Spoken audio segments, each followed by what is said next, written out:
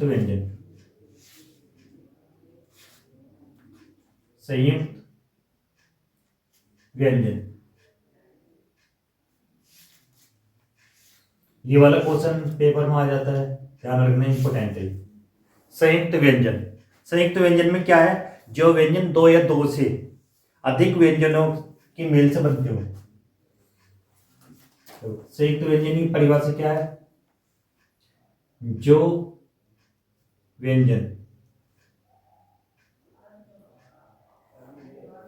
दो या दो से अधिक व्यंजनों के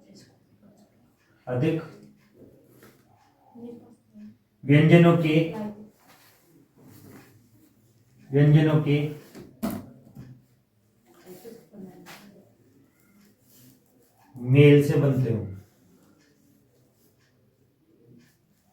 बनते हो ध्यान रखना, संयुक्त व्यंजन क्या होते हैं, जो व्यंजन दो या दो से अधिक व्यंजनों के मेल से बनते हो उन्हें बोलते हैं संयुक्त व्यंजन। ये कितने प्रकार के हैं, ये कितने हैं, चार। ध्यान रखना, चार, इनकी जो संख्या है वे चार है, चार। पहला क्या है,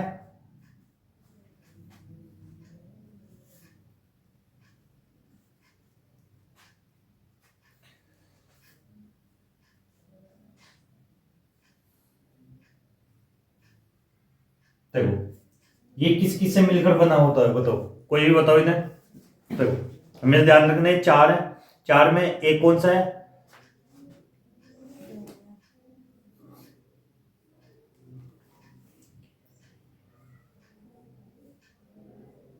बताओ ये किससे, एक तो इसमें क्या है, कै,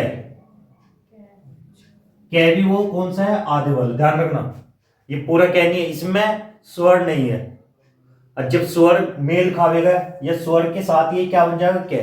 किसी एक नाम में इसे लिखना हो कै पूरा, तो ये कैसे बनेगा, कै प्लस ए। यहां पर जब स्वर आ जाएगा ना इसमें तब जाके क्या बनता है, लेकिन जो व्यंजन है वो व्यंजन ये है और ये स्वर है। एक तो व्यंजन और स्वर के मेल से क्या बनता है, व्यंजन बनते हैं ज्यादातर। नहीं तो जो व्यंजन, हमेशा ये माने चलना कि व्यंजन बिना स्वर के बोले ही जाने के, लिख तो सकते हैं लेकिन बोलने में कठिनाई होती है ज्यादा ही। तो इस वजह से हमेशा क्या यूज होता है, यहां पर है कि व्यंजन के साथ स्वर का भी यूज होगा हमेशा। जितने भी व्यंजन उनमें स्वर का जरूर यूज होगा। आगे क्या है इसमें, इन दोनों के मेल से ये बनता है,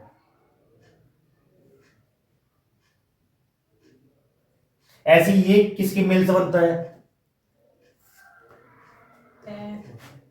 एक तो तय, याद होगा क्या, ऐसी फिर आगे क्या हो जाएगा,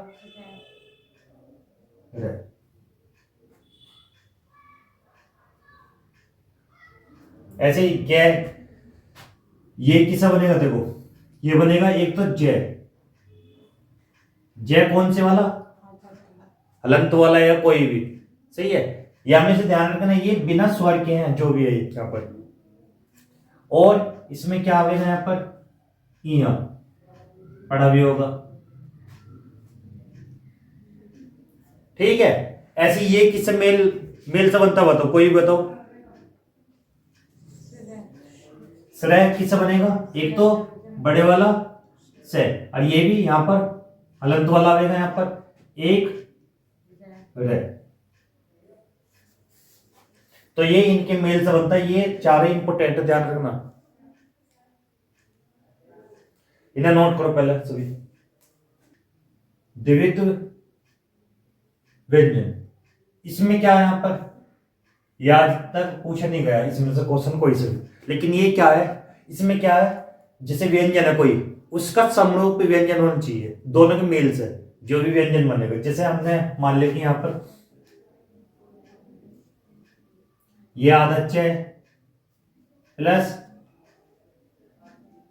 ये वाला च, अब इससे कौन सा अक्षर बनेगा, जैसे यहां पर ये बन जाएगा आधा च और च। देखा होगा तुमने यहां पर जैसे कच्चा, इस तरह के कुछ भी। इसकी पहचान है द्विविध व्यंजन कि दोनों व्यंजन सेम होने चाहिए, एक आधा एक कंप्लीट। एक तो होना चाहिए हलंत वाला जिसमें स्वर ना होवे, एक स्वर सहित होवे, स्वर रहित नहीं सहित, कि स्वर उसमें होने चाहिए व्यंजन में। इसमें स्वर है लेकिन इसमें स्वर नहीं है, ये क्या बोलेगा, स्वर रहित, ये स्वर सहित, स्वर के बिना और एक स्वर के साथ। ऐसे यहां पर और भी ले सकते हो, जैसे आधा के प्लस पूरा के, तो क्या बन जाएगा यहां से, तो यहां पर ऐसी पक्का,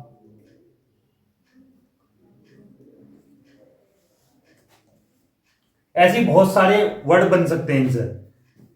जैसे किसी 11 नाम ले मैं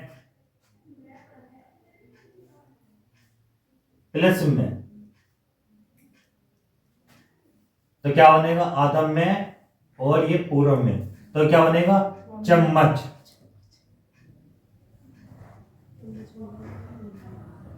चम्मच।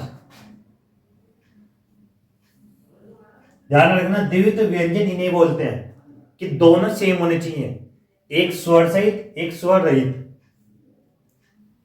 जैसे यहां पर तय आधा और पूरा तय कंप्लीट, इससे क्या बनेगा, ये वाला पत्ता, तो पत्ता बन सकता है।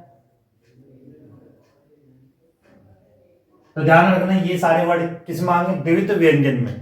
ध्यान रखना जो भी मैंने बताया ये है द्विविध व्यंजन के एग्जाम्पल जो भी है इन्हें नोट करो। अघोष व्यंजन, घोष और अघोष व्यंजन, अघोष व्यंजन, घोष और अघोष। घोष का मतलब क्या होता है समझना, यहाँ पर घोष मीन्स हो गया कंपन या गूंज।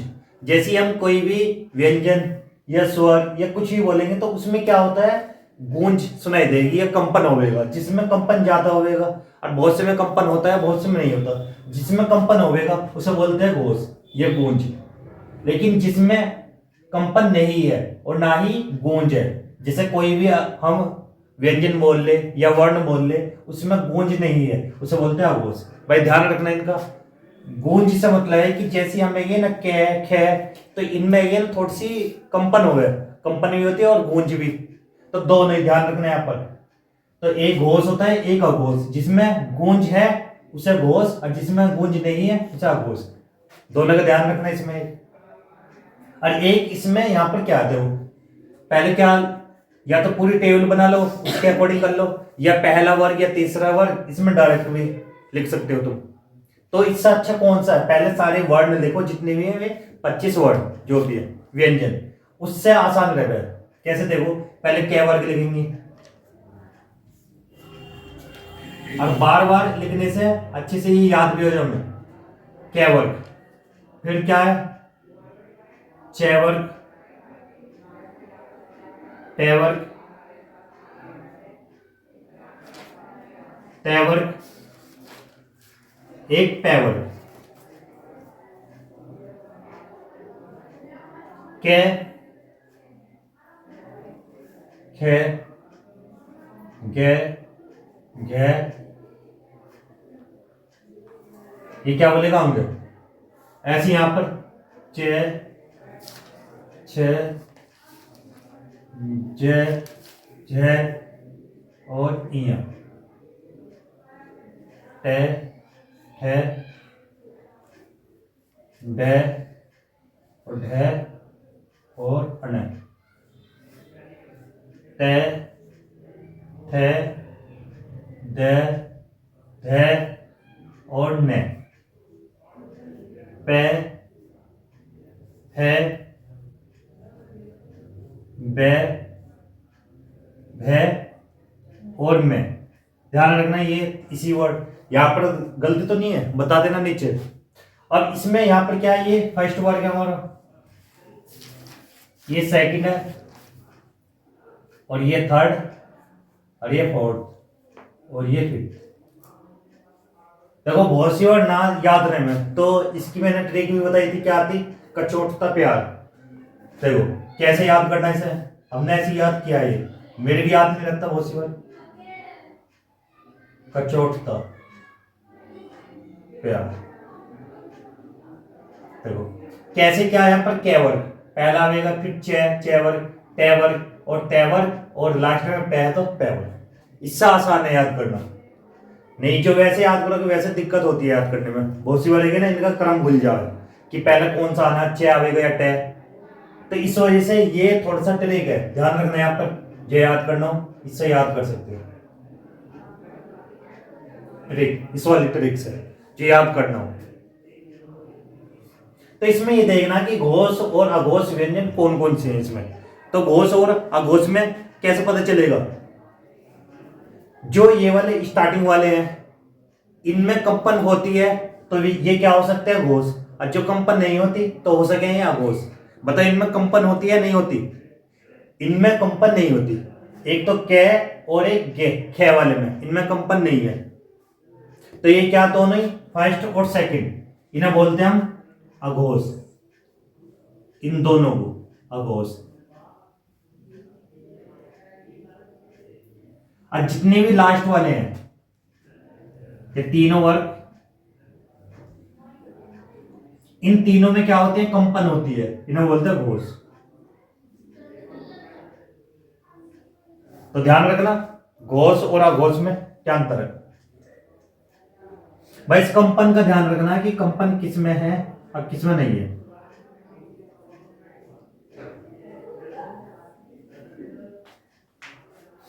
देखो हमारे से जो ये वर्ड है या व्यंजन है ये अच्छी तरीके से नहीं बोलते कोई भी है, लेकिन बहुत सा अच्छे से बोल सके तो उन्हें पता महसूस होगा कि कंपन होती क्या है। लेकिन ऐसे भी ना घोष और अघोष कौन कौन से, ध्यान रखना जो फर्स्ट और सेकंड है ये अघोष और ये घोष। घोष में क्या है? जितने भी स्वर है हमारे सारे स्वर। स्वर जानते हो कौन से में? स्टार्टिंग वाले में ए आ ई उ, ये जितने भी है सारे क्या? घोष। और भी है, एक होता है ये रे लेवे। स्वर कितने? सभी सभी स्वर। ध्यान रखना ये क्या है? सभी स्वर घोष। ऐसी एक ये रे ले और वे, ये क्या? घोष। एक और होता है ये भी क्या? घोष। और अघोष व्यंजन कौन कौन से हैं? एक तो बड़े वाला से, एक से षटकोण वाला, एक से सिंपल। ये तीनों क्या है? ये अघोष है। से और से, ये तीनों ये अघोष व्यंजन है। ध्यान रखना इन्हें, जैसे मैंने बताया बार बार याद करोगे ऑटोमेटिक याद रह जाएंगे, ऐसा नहीं कि नहीं याद रहे। मैं लास्ट टॉपिक रह गया वर्णों का वर्गीकरण। 2 मिनट का लास्ट टॉपिक है का वर्गीकरण।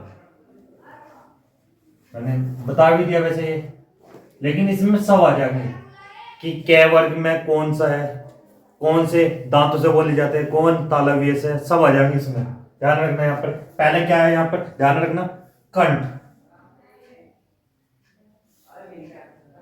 या कंठ है, या कंठ से जो बोले जाते हैं कौन कौन से, ध्यान रखना यहाँ पर। एक तो कै वर्ग, एक जो विसर्ग है, एक है, एक कौन सा है? कै वर्ग।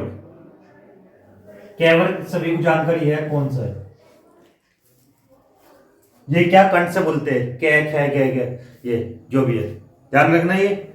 और जो विसर्ग है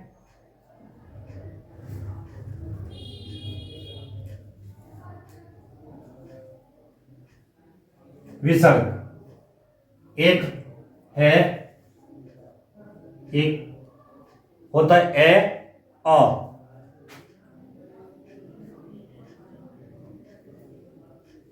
इसमें ज्यादा ध्यान देना सही है। लास्ट में इसी अच्छे से याद करना। कंठ से कौन कौन से बोले जाते हैं? एक तो कै वर्ग, एक विसर्ग आ जाए किसी भी के भी पीछे, वो सब क्या है? कंठ से बोलेंगे, बाई चांस आ जाए, लेकिन विसर्ग एक है हमारा। देखो विसर्ग क्या होता है ये बताया बेटा कि पीछे लगते हैं। या नखाती वाला ये क्या विसर्ग है ये, तो ये वाला किस में आएगा, हमेशा ध्यान रखना कंठ से बोलता है। ऐसी ये आ जाए ए आ, ये भी यहां से बोलते हैं अंदर से कंठ।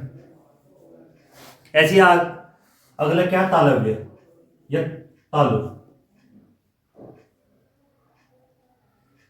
ये कौन सा तालव्य है, एक तो है चैवर्ग,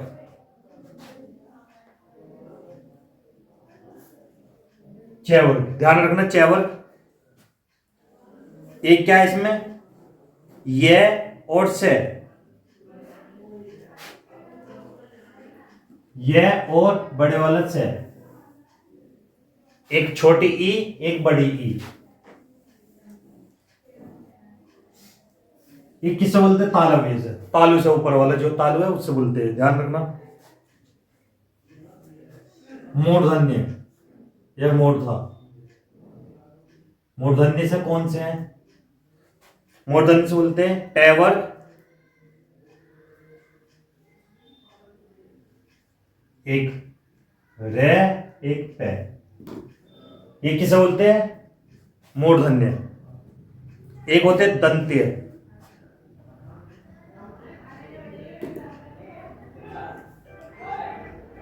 दंत्य से कौन से बोलते हैं, ध्यान रखना यहां पर टैवर्ग ले और से, टैवर्ग और ले और से, इनका ध्यान रखना। एक होते हैं ओष्ठ्य या होठों के द्वारा बोलने वाले,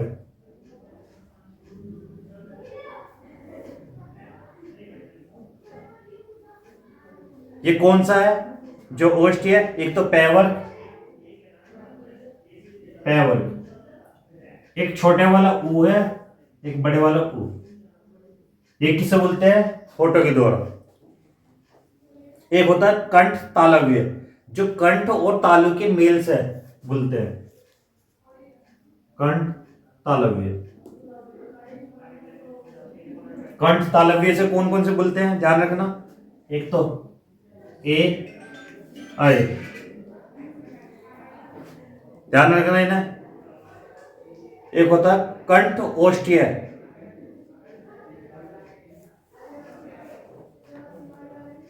कंठोष्ठ्य,